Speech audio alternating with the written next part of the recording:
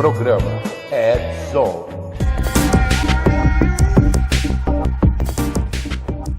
Vamos falar de RSA. RSA, que desgraça é essa? Conta para nós. Quem que vai falar o que é isso para o povo? O Stefan? É eu? Guest ou guest? Rapaz, Falar. RSA... Fica à vontade, Stefan. Conta para nós. Como é que foi? Você não foi assaltado em São Francisco, não caiu do bondinho, deu tudo certo. Conta para nós desse ano como é que foi. Eu acabei de ser atropelado por um homeless quando a gente estava tomando o trem agora para sair de São Francisco. Eu estou ficando aqui em São Mateus. Tinha um doidão na fila do trem ali. E aqui o sistema de ticket do trem ele é todo digital, né? Então você coloca na sua carteira digital o clipperzinho aqui, o cartão de passagem. E aí você bate ele para registrar e tinha um maluco ali na fila de todo mundo que já tinha pago, tinha um cara que não tava com cara de que não tinha pago coisa nenhuma. Aí os seguranças barraram ele logo na minha frente, o cara resolveu dar 2 passos para trás e caiu em cima de mim. Não foi agradável. São Francisco, infelizmente, por N motivos que não vale a pena discutir, nos mais de 20 anos que eu tenho o hábito de vir para cá, a cidade como um todo foi num caminho muito ruim. Para vocês terem uma ideia, no final de semana passado nós fomos fazer um passeio aqui pela principal avenida da cidade, onde tem as lojas mais bacanas e as poucas lojas que sobraram, muitas fecharam, as poucas que sobraram estão tendo que manter as portas trancadas para evitar arrastão. Eu presenciei um arrastão numa loja dentro de um shopping, de gente entrar, pegar coisa e sair correndo, e o pessoal que trabalha no shopping sem ter nem o que fazer. Mas na região onde acontece o evento, onde acontece a RSA, que é um lugar chamado de Moscone Center, polícia a dar com rodo. Parecia quando teve visita de mandatário no Brasil aí, os caras colocam até o exército na rua, né, para fazer bonito. Aqui em São Francisco, eles sabem fazer isso bem quando precisa. E esse espaço, né, que é um espaço numa área bem central aqui da cidade, é usado para vários grandes eventos. E nessa época do ano, o maior evento é a RSA. A RSA, esse ano, recebeu em torno de 45 mil pessoas para um evento que começa na segunda-feira. Até antes tem alguns eventos ou palestras paralelas, mas você tem oficialmente o início do evento na segunda-feira e ela vem até hoje, até quinta-feira, na parte da tarde. Você tem um material super extenso que é distribuído no começo do evento. Aqui está a lista de palestras que aconteceram nesses dias. Então vocês vejam que tinha assunto para dedéu, para todos os gostos e sobre todos os assuntos. E tem a área de exposição. A área de exposição, cujo mapa eu estou mostrando aqui para vocês, é uma área gigantesca. Essa daqui é a minha versão do mapa, então ela está toda rabiscada com os nomes de algumas empresas para me ajudar a fazer a identificação. E essa lista de empresas que está aqui atrás são todos os expositores que participam do evento. Os expositores tanto têm estandes, como tem também as suas próprias áreas de palestra, então em muitos casos você pode assistir demonstrações de produtos, empresas contando as suas novidades, e os grandes players, Microsoft, por exemplo, eu arranquei a pulseirinha agora há pouco, mas a Microsoft, a Akamai, é um outro parceiro com quem a gente conversou bastante aqui, eles, além do espaço dentro do evento, também alugam salões em hotéis próximos e fazem ali reuniões mais dedicadas ou mais detalhando mais algum detalhe ou outro, que ali dentro do salão do evento não dá nem tempo de você aproveitar tanto assim. Esse é o contexto, né, da RSA. Como todo evento de tecnologia, você tem uma série de patrocinadores que pagam uma taxa maior para ter o nomezinho deles aparecendo em todos os materiais, marcas que a gente está habituado, né? Fabricantes que são conceituados e conhecidos através de todo o mundo e que estão aqui para, enfim, divulgar suas novidades, falar sobre os caminhos que estão seguindo. E cada vez que você tem o evento, ele tem uma temática. A temática desse ano foi Muitas Vozes e uma comunidade. Então, um enfoque bastante grande no conceito de comunidade, no conceito de realmente trazer as pessoas para conversarem, para trocarem ideias. Eu, particularmente, participo do evento há mais de 20 anos. Eu estive aqui, inclusive, no ano da pandemia, quando o evento foi cortado na metade por conta da situação de emergência que se instaurou. Mas é um grande marco, né? Um evento que acontece realmente todos os anos e que traz bastante gente aqui para São Francisco. 4 dias. Não dá tempo de ver tudo, não é mesmo, Stefan? De Impossível, jeito né? nenhum. De jeito nenhum. Você ou vai assistir as palestras e aí você precisa escolher um track, né? Então tem. Eu não sei nem te dizer exatamente quantas salas diferentes são, mas eu calculo que sejam pelo menos 20 salas, tendo sessões em paralelo o tempo todo. Então aqui tem um mapinha do setor de salas de reunião. Cada Olha, caixinha dessas é uma sala tendo tracks, tendo palestras uma atrás da outra durante todos os dias. As palestras começam antes da área de exposição abrir, em alguns casos vão até depois, e ainda tem os eventos posteriores. Então, o fabricante, normalmente, os fabricantes maiores, eles pegam um bar, um restaurante, convidam algumas pessoas-chave para irem para esses eventos que ocorrem posteriormente. Então, é uma semana onde a cidade é literalmente tomada pelo pessoal de tecnologia e principalmente de segurança. cara, se a gente fazer um paralelo, RSA, que é um público que tem muito investidor, tem Uhum. muita marca, tem muito business por trás, né? Porque as pessoas querem mostrar os produtos novos, as pessoas querem conhecer os produtos novos, são pessoas de tomada de decisão. E Sim. aí eu vejo muita gente fazer comparações errôneas, né? Eu não acho que é um ambiente comparado com DEFCON. DEFCON é o Não. povo de ponta, é o pessoal que põe a mão na massa. Aqui é um ambiente totalmente business, é aquilo que você vai Sim. estar usando no mercado. São as ferramentas que você vai instalar na sua máquina, são as novas tendências. Eu odeio a palavra tendências, tá? Isso para mim é moda e não é vida. Mas é o que É, eles falam, é o é, trends, né? é, Não tem o que é, fazer, é o trends. Então o é. cara vai falar, muita inteligência artificial, você viu alguma coisa diferente que te chamou a atenção? O que te chamou mais atenção nisso? Conta para nós.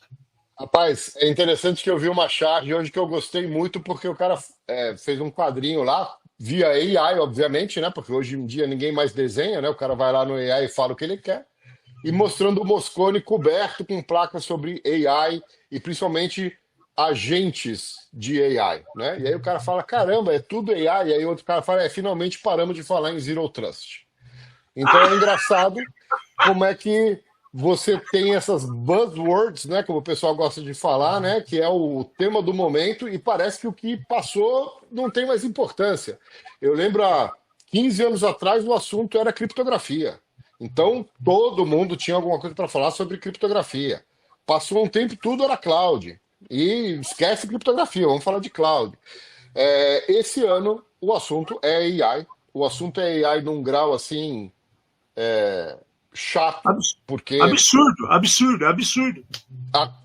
você conversa, como eu conversei com pelo menos 20 empresas diferentes, porque chama atenção o impacto inicial ali visual do stand do cara. Bom, isso é um outro aspecto, né? Tem gente fantasiada de qualquer bicho que você quiser. Eu ganhei um moletom com orelha de coelho de um fabricante aqui. Então tem gente tentando chamar atenção a todo custo. Aí quando você vai engajar com a pessoa e pergunta do que se trata, o cara fala, não, nós usamos chat GPT e customizamos isso e criamos o dashboard e a gente vai ver os CVEs e vai fazer uma pesquisa no Mitre e de acordo com o padrão da Isaac. Você fala, peraí, é déjà vu? Eu estou ouvindo pela 15ª vez empresas de todos os portes falando exatamente a mesma coisa, mas é o que acontece nesse nosso mercado, né? Infelizmente ou infelizmente, você tem alguns núcleos, algumas especializações e algumas empresas de infraestrutura, de firewall, de Wi-Fi, que nada muda.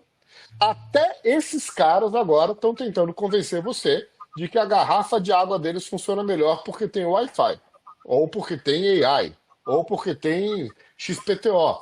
mas quando você vai aprofundar, né, quando você tenta entender realmente o que eles querem dizer com AI, eu estou plugado no chat GPT, né? Então, muito forte a parte de automação, muito forte a parte de como que você pode colocar agentes de AI para fazer o trabalho que hoje é feito por pessoas, mas eu percebi uma coisa muito interessante e com a qual eu concordo e na qual eu acredito, e eu acho que até essa questão da temática do One Community deles e das Many Voices tenta trazer um pouco desse conceito, que é você entender aonde que a máquina pode te economizar tempo, pode te economizar dinheiro, e aonde é que o AI vai, na verdade, representar um risco inesperado e maior para a sua realidade. Então, muito tem se falado sobre o que acontece quando eu solto a porteira do AI e ele começa a fazer o que ele bem entende.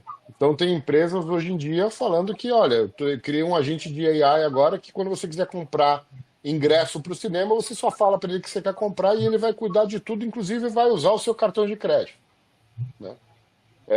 Poxa, por um lado é uma facilidade muito grande, por outro lado, e o que acontece se ele tiver a tal da alucinação, né? Que a gente ouve muita gente falando sobre isso em AI agora. E se o negócio entrar numa alucinação e resolver comprar um carro em vez de um ingresso para o cinema? Eu vou ter que explicar para o meu banco que, veja bem, parece conversa de, né, meu filho pegou meu celular e comprou esse joguinho aqui, mas não era isso que eu queria. E Né? comprar a sessão inteira do cinema, né, Stefano? Comprar a sessão toda? Vou te dar exclusividade porque você gosta.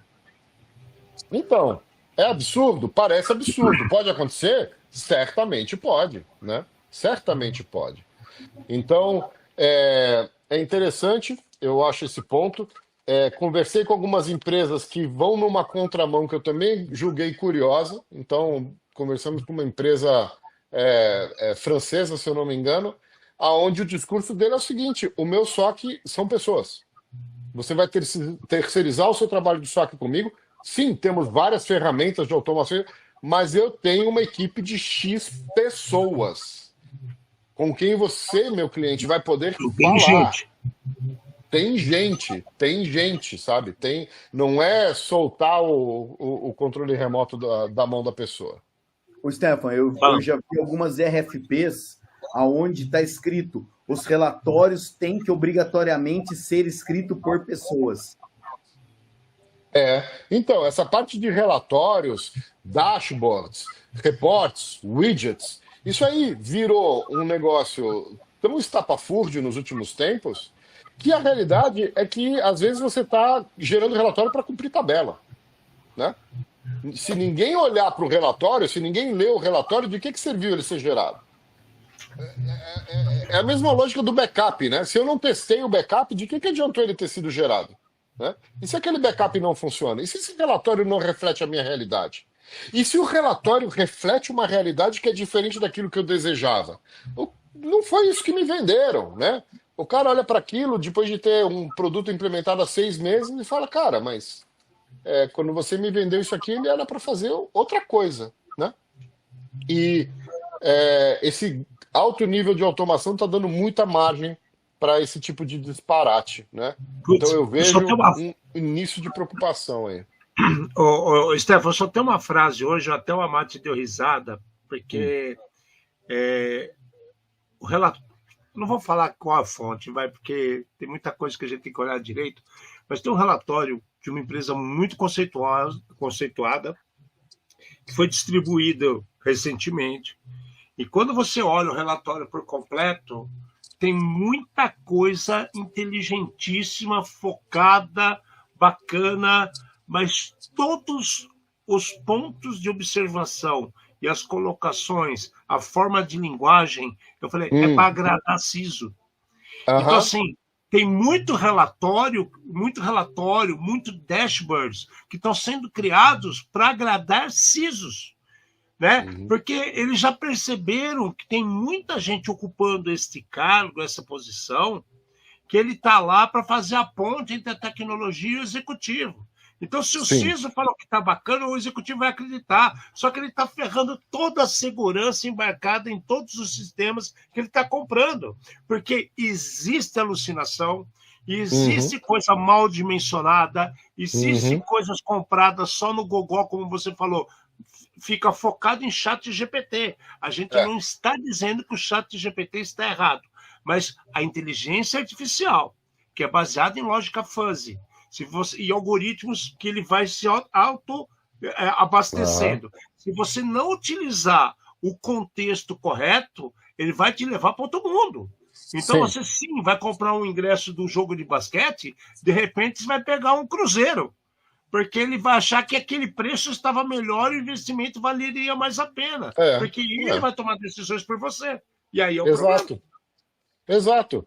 Então, existe essa preocupação, e o outro aspecto da parte dessa automação toda, de chat GPTs e LLMs, etc., é a quantidade de empresas que estão falando que, olha, legal que você está com esse monte de AI aí, às vezes você nem sabe mais o que está sendo usado dentro da sua empresa, e aí quem é que está controlando a segurança dessas interfaces, né? As interfaces de LLM, elas são, sim, sujeitas a tipos de ataque, que também são feitos de forma automática e que vão lá e começam a fazer um monte de perguntas para o seu chat, seu robozinho de chat lá, de interface que você criou, e vão testando. Olha, se eu perguntar para ele desse jeito, ele vai me responder. E se eu perguntar desse outro jeito, o que ele responde?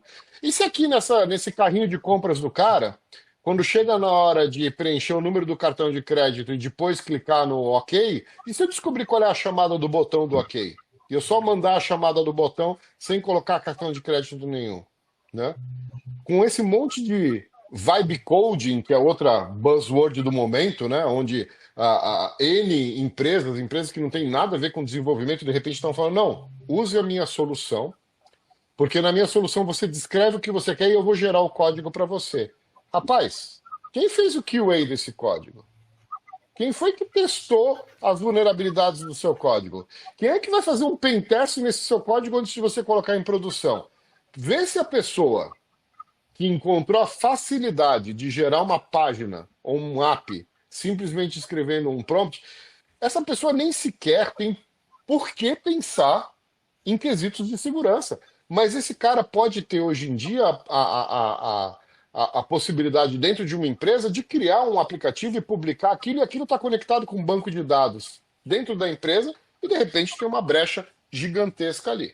Então, vale a máxima da tecnologia que existe desde quando o mundo é mundo. Se eu não tenho um processo bem mapeado, qualquer tecnologia que eu colocar só vai me levar mais rápido ao caos.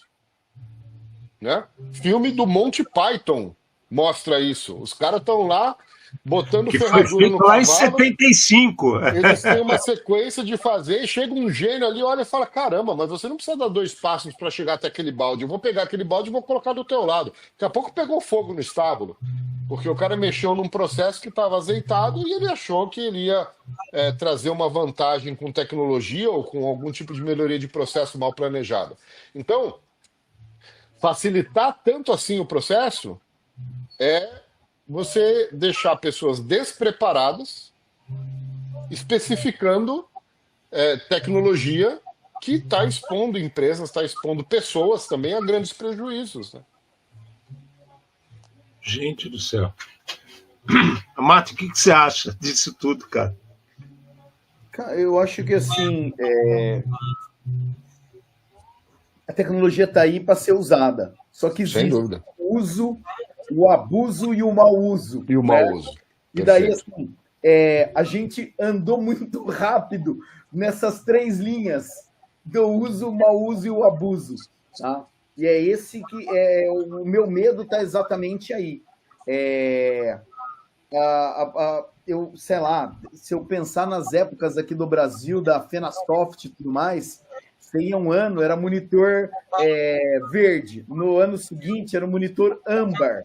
No outro ano, tinha um monitor colorido. Mas era sempre a mesma coisa, né? Agora nós temos a Sound Blaster. E tinha o software do papagaio que ficava falando ali, né? Então, assim, você ia 5 anos, você via a mesma coisa e as mudanças eram muito poucas. Sim. Agora, infelizmente, a hora que a gente vê esse tipo de coisa, a gente percebeu o quê?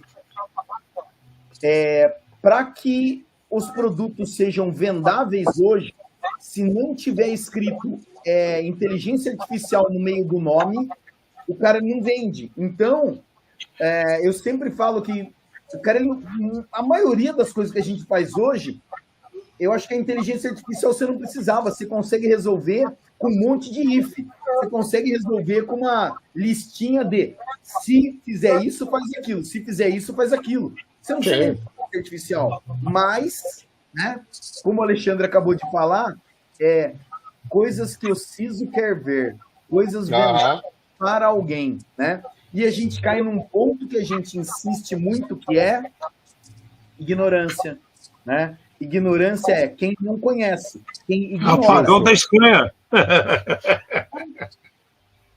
Justamente. Você dá uma metralhadora na mão do macaco, né? Exato. Assim, eu acho que essa tecnologia, a gente tem que usar a tecnologia. Só que usar a tecnologia a seu favor. Né? Não existe nada mais legal do que você pegar 10 documentos, mandar para o desktop, né, e falar assim, resume para mim, fala o que eles têm de igual ou diferente.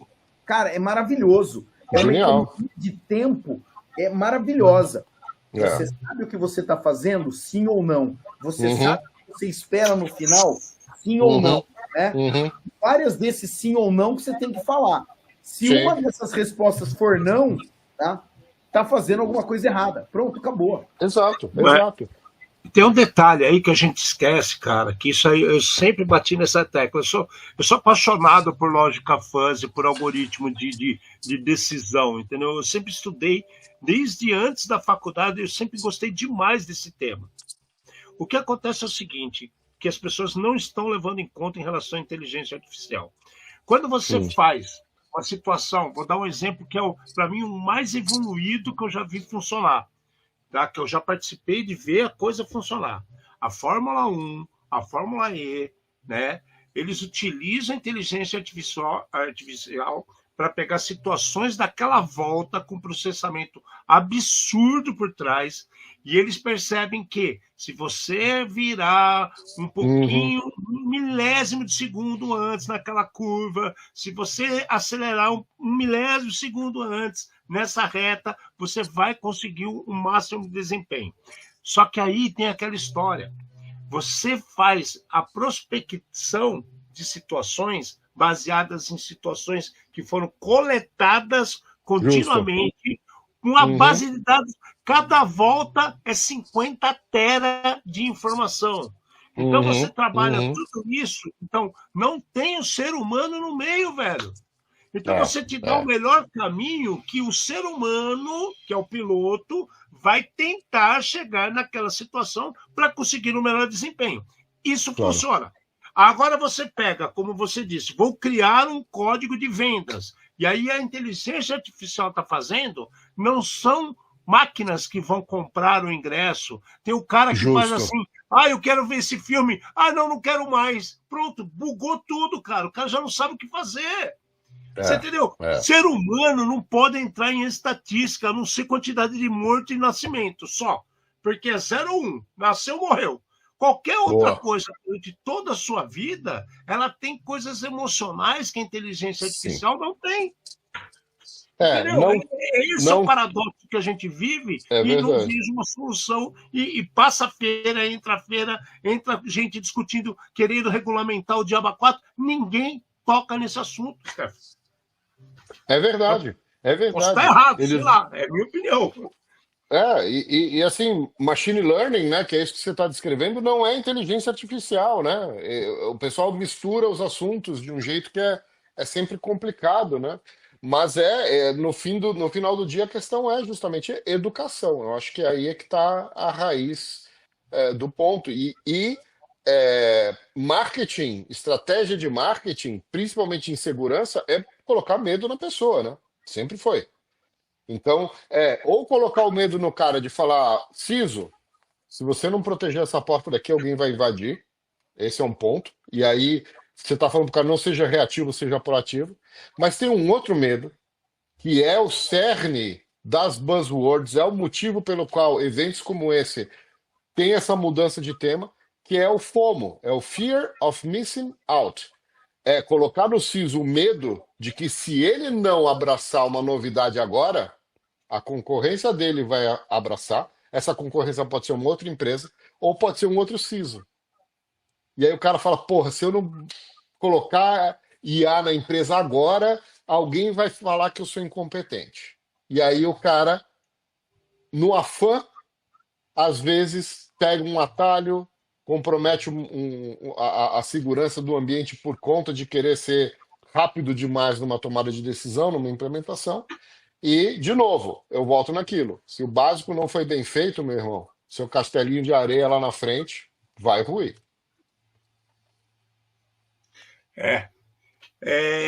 Mito detonado. Você percebeu algum nessa RSA desse ano? Olha, em função dessas mudanças, né, em função dessas novidades e tal, eu acho que um dos mitos que estão sendo derrubados é a ideia de que AI é a solução para tudo. Eu acho que o medo e as coisas que têm dado errado com AI estão chamando bastante atenção. São Francisco é uma cidade, principalmente na época do evento, e principalmente perto do evento, o volume de carros autônomos é um negócio inacreditável. Tem uma empresa aqui chamada Waymo, eles têm um carrinho da... Bom, chamar de carrinho um Jaguar é sacanagem, né? Mas é um sedã da Jaguar branquinho, com um monte de parada girando, e pá, e câmera e tal. E que o negócio funciona bem. O carrinho anda sozinho, respeita a lei de trânsito, tá? Até a hora em que vem uma muvuca. Vou dar um exemplo de muvuca legal. Final de semana juntamos 80 e poucos brasileiros para andar de bicicleta. Imagina 80 e tantos brasileiros de bicicleta se reunindo na beira da Bahia, aqui na beira da água, e tentando decidir para onde vai. Vem pela rua o quê? Um carro autônomo. O que aconteceu com o bicho? Parou. O cara parou, o carrinho parou ali na rua, ele não sabia o que fazer. Por quê? Porque tinha gente indo para lá, gente indo para cá, gente indo lá tirar foto do carro. Você vê o sistema se confundindo. Se confunde mais ou menos do que uma pessoa. Há controvérsias, tem gente que dirige bem mal. Mas falta, né? O olho no olho, eu acho, nesses momentos, sabe? Se você tem uma pessoa dentro do carro e a pessoa está olhando aquela muvuca de gente, mas ela olha na direção de alguém olha para ela e fala, pode vir, você estabeleceu uma comunicação que a máquina não consegue. Não faz. Não faz. É Então, o cara atrás do caminhão falando, vem, não existe isso. Então, ter um supervisor, você montar... A Microsoft soltou um documento, acho que foi dia 25, se não me engano foi pela Microsoft da Indonésia, que vai muito de encontro a uma coisa que eu acredito e que tem a ver com isso que eu estou falando. Eu acho que esse é o mito que vai ser quebrado agora. Você não vai substituir o seu workforce inteiro por máquinas. Você não vai colocar um monte de robô para cuidar de tudo. Você vai criar times que contêm personas robôs e pessoas físicas, para que elas possam trabalhar em conjunto, onde haja supervisão de um lado, onde haja ajuda de outro. Em algumas situações você pode até ter um agente de AI que é mais capaz numa tarefa do que um ser humano e que vai usar o ser humano ou vai compartilhar com ele algumas tarefas que ele não consegue resolver. Outros casos vai ser o contrário. O ser humano é quem vai dizer para o AI, olha, resolve esses 3 pontos que do resto cuido eu. Então, isso já vem sendo falado há tanto tempo, se eu não me engano, o documento do World Economic Forum de 2013 já cantava essa bola que dizia, não é que porque foi criado o carro, os cavalos vão morrer. Não é porque foi criada a AI que o ser humano não vai mais trabalhar. O que acontece é que há de haver uma adaptação a cenários e situações distintas. Agora, qual é a grande diferença entre o cavalo e o ser humano? O ser humano pode aprender coisas novas. Então, deixar de trabalhar com a ferramenta feita de pedra lascada e aprender a usar a faca de metal, né? Vai existir uma fase aí de ajuste, vai existir uma fase de aprendizado, mas aquela situação amedrontadora, né? Aquele medo gigantesco que foi colocado de que, não, o IA e os robôs vão acabar com os empregos, etc. e tal, isso começa a ser realmente realizado, começa a ser um mito que cada vez menos tem sustentação na realidade. Eu vi uma coisa com IA que para mim é a mais marcante dos últimos tempos. Eu não sei se vocês viram isso, é um robô chinês que ele estaciona carros e movimenta carros dentro de estacionamentos em locais confinados. Então, por exemplo, você tem uma loja de veículos, você tem toda aquela área de stand que o carro tem que entrar por portas que tem vidro, por situações muito delicadas, que tem que ficar 30 caras olhando de cada lado se o carro passa, se o carro não passa. Cara, é uma bandeja, ele põe os dois, ergue o carro tipo 5 centímetros do chão, uma polegada do chão, 2,5 centímetros, 3 centímetros, e ele leva o carro para a posição que você quiser. Então, assim, é tipo como é que é? Fala aquele aspirador de pó automático lá, sabe? Eu esqueci o nome daquela porcaria lá, fica batendo no pé da gente, sabe? É tipo, só que ele leva o carro para os locais certos onde você pré-estabelece. Existem, isso já no Japão, existem estacionamentos de shopping e de eventos esportivos que tem muita gente. Esses robôs, você para o carro no lugar, não tem manobrista.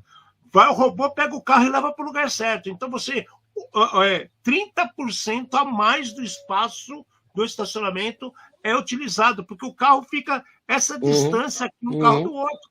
Né? Então, para isso, eu vejo o negócio inteligentíssimo sendo usado. Agora, é aquilo que você falou, ele não vai aprender outra coisa. Ele não vai, de repente, em vez de carregar carro, ele vai levar lambreta. Ele vai dar pau. Não vai entender o que tem que fazer. E esse é um ponto também, né? Quando a gente fala sobre os agentes de AI, agentes especializados. Esse é um exemplo. Esse é um agente especializado. Eu comprei um carro uma vez aqui nos Estados Unidos de uma empresa que depois virou minha cliente, que chama Carvana. E é muito legal porque é igual uma máquina de comprar refrigerante. Tem umas torres aqui espalhadas pelos Estados Unidos. É uma torre de vidro e você vê um monte de carrinho estacionado ali. Você chega ali embaixo, escolhe o carro que você quer comprar, literalmente. E aí vai um robô lá em cima, uma bandejinha, pega o carro que você pediu lá do 12º andar, destaca ele de lá, desce ele no elevador e te entrega o carro ali na frente. É um negócio genial, porque eu acho que no Japão existe há muito tempo já esse tipo de estacionamento. Né? É um exemplo de automação onde seria impossível um ser humano fazer isso. Porque você ia ter que ter um outro sistema de elevador, o cara ia ter que entrar no carro, o carro tinha que ter ficado de uma distância da parede que desse para ele abrir a porta. Aí sim, aí você está realmente realizando otimização. E a gente pode facilmente fazer um paralelo disso com qualquer aspecto de tecnologia, né? Seja horários de trabalho, disponibilidade, tipos de ambientes fabris, onde seria impossível ou, no mínimo, muito perigoso enviar uma pessoa, né? Uma usina, alguma coisa do gênero. Bom, então, Stefan, agora sim, a gente está aqui com 1h15, faz uma geralzona para nós, assim, do que você... a gente já viu que IA é o carro-chefe, mas, assim, seu sentimento de mercado, com toda a experiência que você tem de trabalhar com inúmeras empresas, de abordagens diferentes, em clientes diferentes, com tecnologias diferentes, você enxerga uma luz no fim do túnel, você viu situações... Achei muito legal esse ponto que você colocou do SOC francês, né? Porque tem muita gente que esquece que tem que ter gente para, às vezes, discutir com a outra língua. A Cisco leva isso muito a sério, mas, assim, em sua opinião, o que você, desse todo que você viu, que você pôde ver, que a gente entende que é gigantesco, não dá para ver tudo, mas o que foi possível captar para que você tenha um posicionamento diferente e que possa ver que o mercado vai mudar ou que você tem que mudar o seu jeito de trabalhar para vender melhor. O que você achou disso? Eu acho o seguinte, para mim o grande aprendizado do meu lado, entrando naquele salão, vendo aquele monte de gente, imagina o que são 45 mil pessoas. Tudo bem, tinha gente dentro de sala assistindo palestra, mas tem um horário em que você não anda naquele ambiente de tanta gente, aquele monte de gente, aquele monte de placares luminosos, aquele monte de chamarizes, né, para convidar você para ir ver a solução das empresas. Eu falei com empresas que têm 12 e falei com empresas que têm 12 mil funcionários lá dentro, tá? O que a inteligência artificial está trazendo de grande mudança, no meu ponto de vista? Ela está encurtando a distância entre o que empresas de portes extremamente diferentes conseguem entregar. Você vê cada vez mais as empresas mastodônticas encontrando uma agilidade que elas não tinham, porque elas justamente conseguem utilizar a inteligência artificial, conseguem utilizar novas metodologias para, em muitos casos, recriar o produto que elas especificaram lá atrás e construíram com o que podia ser construído lá atrás. Esses caras estão encontrando um caminho de ganhar agilidade. As empresas pequenas, por outro lado, já não faz tanta diferença quantas pessoas você tem na empresa. Então, se você tem uma pessoa com uma excelente ideia, ela consegue tirar proveito dessa inteligência artificial, dessas novas metodologias e ferramentas, para fazer o trabalho de 20, 30 pessoas, às vezes. Isso tem um reflexo muito interessante no mercado, que é o fato de que o cara que está lá, sentado na sua cadeira de executivo há 30 anos, que está acostumado a comprar de grandes fabricantes, ele vê esse grande fabricante atendendo ele com a qualidade que ele está acostumado. O pessoal chama aqui de white glove, né? O cara que está colocando a luva branca e tratando o carinha lá com todo o carinho. Esse cara começa a ter uma capacidade de entrega interessante em termos de novidades. Ao mesmo tempo, esse comprador de soluções também está enxergando pequenas empresas que trazem uma qualidade de produto comparável com daquela empresa grande. Então, a movimentação que eu vejo agora é essa. Consolidações continuam acontecendo, aquisições de empresas continuam acontecendo, acho que num ritmo cada vez até mais rápido. Mas aquela famosa curva do sino, né, que a gente sempre fala, aqueles primeiros 12% de mercado, que são os early adopters, que gostam da nova tecnologia, que fazem fila para comprar o iPhone novo, e aquele pessoal mais no final da curva, que é o pessoal que espera a consolidação para falar, não, tudo bem, agora não tem mais jeito, eu sou obrigado a parar de usar flip phone e vou ter que comprar um smartphone. Essa curva está ficando mais curta. A velocidade com que as novidades vêm está sempre aumentando, mas esse tempo de consolidação de novas tecnologias também está ficando mais curto. Eu acho que isso é o grande resultado desse universo de AI que a gente encontra hoje em dia. Mas a questão continua sendo a mesma. Se eu sou um líder de tomada de decisão, se eu sou um líder na minha indústria, ou se eu sou um líder dentro da minha empresa, que preciso tomar a decisão de para onde eu vou seguir, eu preciso continuar conversando com uma pessoa. Eu não vou aceitar um robô sentando na minha frente para me dizer o que eu tenho que fazer. Eu vou sim tirar proveito de tecnologia usando o chat GPT para que ele me ajude a pesquisar assuntos, mas eu nunca vou esquecer que em letras bem pequenininhas, embaixo de todo o assistente virtual que você contratou, que a sua empresa comprou, está avisando lá, cuidado, esse sistema pode cometer erros e você precisa verificar a informação que foi apresentada. Então, são ferramentas excelentes que vêm pela frente, mas nós continuamos sendo um universo de pessoas. O Condor aqui colocou uma pergunta que é exatamente o que você acabou de falar, né? Ele falou assim, pensando nas médias empresas, se eles vão estar mais seguros ou se o gap fica maior. É exatamente isso. A tomada de decisão, né? Ele pode até utilizar a inteligência para buscar opções, compreender melhor como aquilo funciona, né? Mas a atitude dele com a empresa, e a gente sabe que venda tem muito do ser humano. Tem muito da empatia, quer queira, quer não. Quando você vai pegar uma lata de Coca-Cola, que você envia uma nota e pega a latinha, é uma coisa, você está pagando e pegando o seu produto. Quando você pega um patinete, que você passa lá o seu scanner e sai acelerando o patinete, você está pagando o seu produto. Quando você diz que você vai pegar um produto para proteger sua empresa, você tem que levar outros fatores em consideração para saber Justo. quanto que isso pode ou não te impactar. E aí vem as letrinhas miúdas que você mencionou, os possíveis Exato. gaps e tal. Então a pessoa precisa do ser humano, precisa do contato, né? Sabe? Sim. Vou ter que falar com alguém para o cara me atender. E outra, Para o cara o entender o que. pós-venda é importantíssimo, né? Sim, sim, mas eu acho que a grande questão é entender e muitas vezes ajudar o cliente a entender do que ele precisa, né? Então, nessa pergunta que foi feita aí sobre médias empresas, eu acho que a oportunidade que uma média empresa tem hoje de contratar uma solução de segurança que será capaz de sim protegê-la muito melhor do que ela conseguia há 5 anos atrás, essa oportunidade aumentou e por um preço justo. De novo, a solução do gigante de tecnologia não está tão distante assim da solução da startup hoje em dia. Não existe mais aquele negócio de eu vou levar 20 anos para ser do tamanho daquele cara. Não. Em 3 anos, eu consigo desenvolver alguma coisa que aquele cara também está precisando desenvolver. Ele não pode ficar parado onde ele se encontrava. Do ponto de vista de ataques, a recíproca é verdadeira. A gente vive num tempo em que ataque é negócio. Então, o atacante ele está buscando retorno sobre investimento e ele está também contratando serviços de ataque. Aquele tempo do hacker que sentava lá no porão da casa de mamãe, né?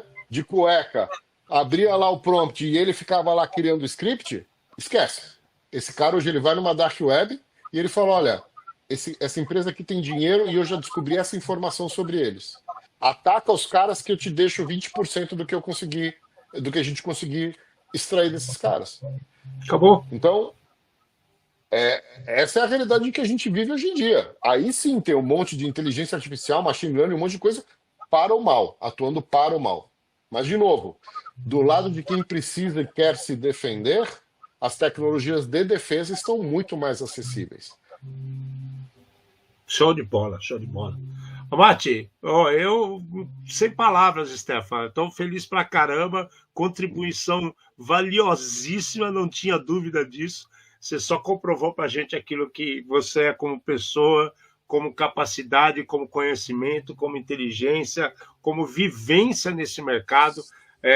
Não é porque é amigo da gente, não, é porque a gente respeita o profissional por trás, né? Tanto é que quando a gente está falando do nosso mescal, do churrasquinho, a gente está cantando música sertaneja e falando merda um pro outro. Não, Mati? Pô, cara, sem palavras, cara. Obrigado demais. Imagina, eu que agradeço demais para vocês a oportunidade aí. Você Amate, tá no mudo, Amate? sempre tem alguém na reunião que tem que ser informado de que está no mute e dessa vez foi o Amate. Que continuou Ele no mute. continuou! Um dia ele acerta. É muita tecnologia. Não te ouvimos. Tirei do mute e pus de volta, esse que foi o pior. Agora.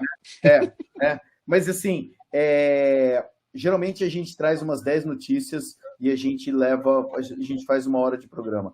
Dessa vez a gente fez, sei lá, 3, 4, e a gente viu que se a gente continuar o papo vai longe e tudo mais. Então, eu acho que a gente só tem a agradecer e, sei lá, se você for em outro evento diferenciado aí na região, ou até, sei lá, evento regional e tudo mais, dá um toque. Eu acho que é bem legal trazer essa visão diferente para o pessoal que não tem a mesma oportunidade, entendeu? Do que está acontecendo. E assim, foi uma coisa que o Alexandre falou, todos os posts que a gente viu no LinkedIn eram posts de compras ou posts dos caras no bar. Nós não vimos ninguém falando de tecnologia.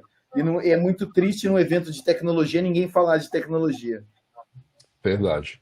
Não que eu não tenha ido no bar, não que eu não tenha passeado, fiz essa parte também, mas sim, eu vim aqui com o intuito de me manter atualizado, é por isso que eu venho para esse evento há mais de 20 anos, assim como vários outros, e esse é um outro ponto só para fechar, o gap que existia há 10 anos atrás, eu via tecnologias aqui que você ia encontrar na América Latina 5 anos depois.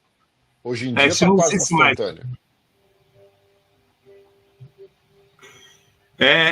Isso aqui é verdade, viu, Stefan? Você falou tudo. Hoje a gente está vivendo uma.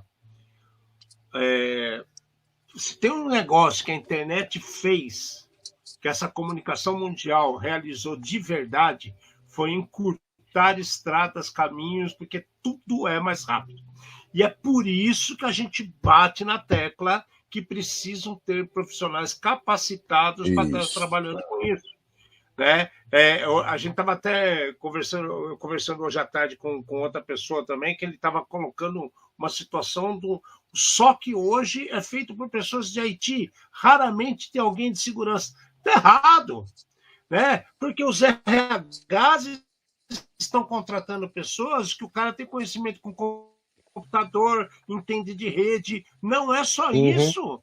Ele tem que ter um conhecimento de segurança, porque o SOC, quer queira, quer não, é o primeiro estágio da segurança. É o cara que vai ver o alerta para entender de onde vem, por que vem, como que essa coisa brotou. E aí vem o negócio que você me chama, esse negócio ficou na minha cabeça. O francês indo no caminho contrário. Não, a gente, tem inteligente, tem LLM, um monte de ferramenta, mas tem gente ali que vai falar, opa, aqui não, isso aqui não é alerta, isso aqui é falso positivo, vamos tratar de jeito diferente, entendeu? Então, cara, é muito importante as pessoas estarem ligadas nisso, cara. Eu estou procurando aqui, eu não consigo achar o adesivo do francês. Cara, eu vou levar um para você, Amati. Eu nunca tinha visto isso. Um dos adesivinhos que o cara estava distribuindo era pen teste para mainframe.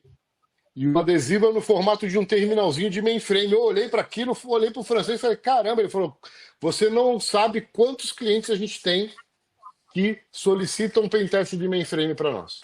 Principalmente, obviamente, setor financeiro. Básico bem feito. Óbvio, né? Básico bem feito. Agora, adianta você jogar um AI em cima de um mainframe hoje em dia, será? Não sei. Eu acho que vai precisar de alguém com experiência em mainframe. Exatamente, vai derrubar o negócio, tá certo. Exato. Não, eu vou além, né? Os mainframes que a gente tem conhecimento de várias empresas, inclusive não só Brasil, América Latina inteira, é só você dar um ping na porta certa que você derruba o sistema todo. Porque os caras vão tentar interpretar o seu ping como se fosse uma requisição do mainframe. Se ele tiver... eu ainda digo que a América Latina tem muita sorte. Os caras estão vivendo ali no limiar da sorte, cara. É tequila e roleta russa, velho. Triste, mas verdade. Bom, gente, eu só tenho a agradecer, Stefan. Pô, Amati, legal você ter feito a ponte, né? Cara, sem palavras, cara. Foi ótimo, adorei. E aquilo que o Amati falou, qualquer coisa que pintar, dá um toque pra gente, a gente te põe no circuito. Você vê uma ferramenta nova, cara, esse negócio é muito louco. Quer discutir isso? A gente traz para cá, a gente fala com a galera. Tá bom? Com certeza. Obrigado demais, de coração, pelo seu tempo, pela sua dedicação, o que você trouxe para nós. Amati, fica à vontade para fechar isso daqui, que chave de ouro. Vou dizer o quê? Que nós trouxemos mais uma vez luz aos cantos mais escuros da Dark Web. Não conseguimos trazer luz para a Espanha, mas tudo bem. Aos cantos mais escuros da Dark Web fizemos a nossa parte, né? Num programa feito por especialistas com os desafios do mundo digital e da segurança cibernética. Cumprimos o prometido, sem nunca esquecer a dose de polêmica e acidez. Só isso que eu tenho a dizer. Obrigado, boa noite.